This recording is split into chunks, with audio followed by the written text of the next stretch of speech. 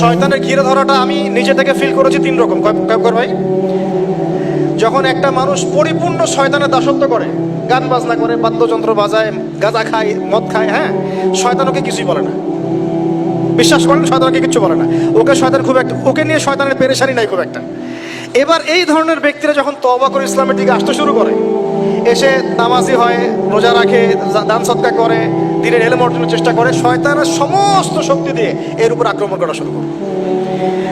আবার এই ব্যক্তি যদি মেহনত করতে করতে করতে করতে আরো বড় মাকামে পৌঁছে যায়, তখন এই ব্যক্তিকে দেখে শয়তান দূরে পালিয়ে যাবে। ঠিক এই ব্যক্তির মাকাম হচ্ছে ওমর রাদিয়াল্লাহু আনহুর মাকাম। তাকে দেখে শয়তান পালাতো কেন?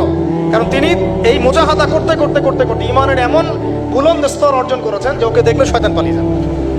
তা আমাদের টার্গেট এখন ওইখানে যাওয়া। আল্লাহ পাক তৌফিক দান করুন।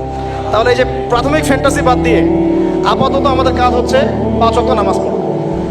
কেন পড়বো প্রশ্ন করার দরকার আছে? উত্তর হচ্ছে আল্লাহ বলেছেন তাই, ব্যাস। 2 নম্বর কাজ হচ্ছে দ্বীনি ইলম অর্জন করা। দ্বীনি ইলম অর্জনের কোনো বিকল্প নাই। আর ইলম অর্জন এই 2 মাস 3 মাস 1 বছর এগুলো করলে হবে না ভাই।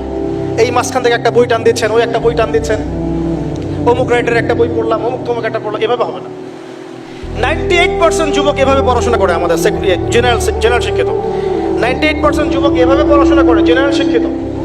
এই পড়াশোনা দিয়ে আপনি হয়তো কিছুটা জ্ঞান পাবেন, ভাষা জ্ঞান পাবেন, কিন্তু গভীরতা ঢুকতে পারবেন।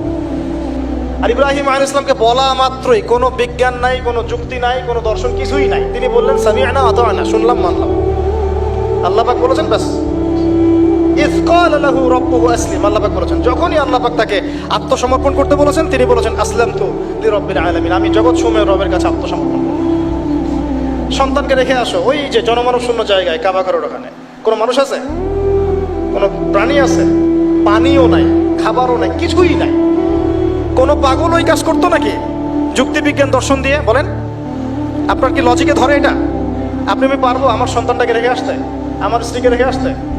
ইব্রাহিম আলাইহিস সালাম করলেন। এই যে যখনই আল্লাহর হুকুম এসেছে তখনই নিজের মাথাটাকে সমর্পণ করা, এটাকে আল্লাহ পাক বলছেন ইসলাম। এটা কি বলছেন? এটাই ইসলাম। এখানে আমার যুক্তির দরকার নাই, বিজ্ঞানের দরকার নাই।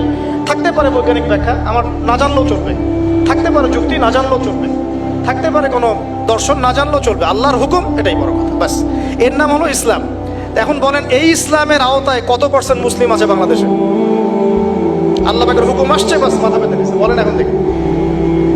তো এই যে আমরা বলি 90% মুসলিমের দেশ, একটা ডাহা মিথ্যা কথা। যেমন ইব্রাহিম আলাইহিস সালাম জীবনের পদে পদে এভাবে আত্মসমর্পণ করেছেন, ঠিক তেমনি মুহাম্মদ সাল্লাল্লাহু আলাইহি ওয়াসাল্লাম পুরো জীবনভর যখনই আল্লাহর যে হুকুম এসেছে মাথা পেতে নিয়েছে। মিল আছে না? সমাজ বাধা দিয়েছে ইব্রাহিম আলাইহিস সালামকেও, মুহাম্মদ সাল্লাল্লাহু আলাইহি ওয়াসাল্লাম। তারা উভয়ই সমাজের এই প্রচলিত জাহিলিয়াতের বিরুদ্ধে লড়াই করেছে। ইব্রাহিম আলাইহিস সালামকে আগুনের পরীক্ষা দিতে হয়েছে, তাই না? আর নবী সাল্লাল্লাহু আলাইহি ওয়াসাল্লামকে বললাম 15টা গালি খেতে হয়েছে, 16 বার হত্যা করার চেষ্টা করা হয়েছে। ইব্রাহিম আলাইহিস সালাম বলতেন হাসবি আল্লাহ ওয়া নি'মাল ওয়াকিল।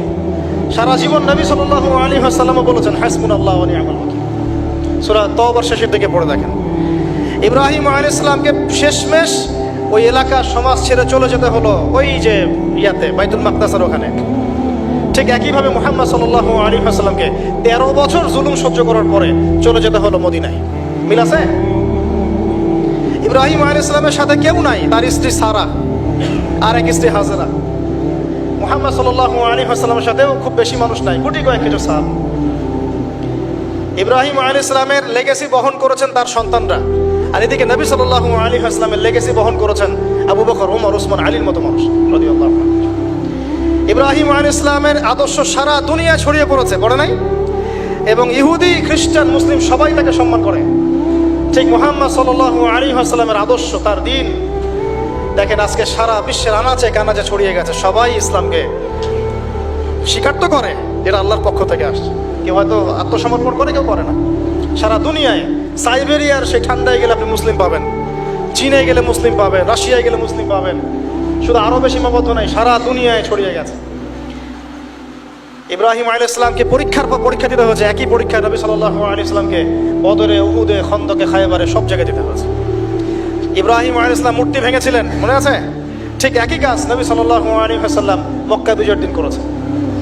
এই দুইজনের জীবনী খালি পড়ে দেখেন, আমি বলে শেষ করতে পারবো না, সময়ও নাই আমাদের হাতে। প্রত্যেক পদে পদে মিল আছে, প্রত্যেক পদে পদে। এই কারণেই হয়তোবা আমরা দরুদ ইব্রাহিম যখন পড়ি, আমরা অন্য কোনো নবীর নাম নিচ্ছি না, আমাদের নবীর সাথে ইব্রাহিম আলাইহিস সালামের নাম নিচ্ছি। সুবহানাল্লাহ। হয়তোবা এই কারণেই আমাদের নবী সাল্লাল্লাহু আলাইহি ওয়াসাল্লাম যখন মেরাজে গিয়েছেন না, তিনি বলেছেন আমি মেরাজে গিয়ে দেখলাম সপ্তম আসমানের একজন ব্যক্তি বাইতুল মামুরের সাথে হেলান দিয়ে বসে আছেন। আমি বললাম উনি কে? জিবরাইল আলাইহিস সালাম বলে উনি হচ্ছেন আপনাদের এই যে ফাদার অফ দ্য নেশন, মানে মুসলিম জাতির পিতা, তিনি হচ্ছেন ইব্রাহিম আলাইহিস সালাম। ওখানে একটা কাবা ঘরের মতো ঘর আছে বাইতুল মামুর, ওখানে তাওয়াফ করে ফেরেশতারা। ঠিক আছে? নবী সাল্লাল্লাহু আলাইহি ওয়াসাল্লাম বলেন আমি সেদিন দেখেছি আমার চেহারা আর আমার বাবার চেহারা, মানে ইব্রাহিম আলাইহিস সালামের চেহারা একদম হুবহু মিল আছে।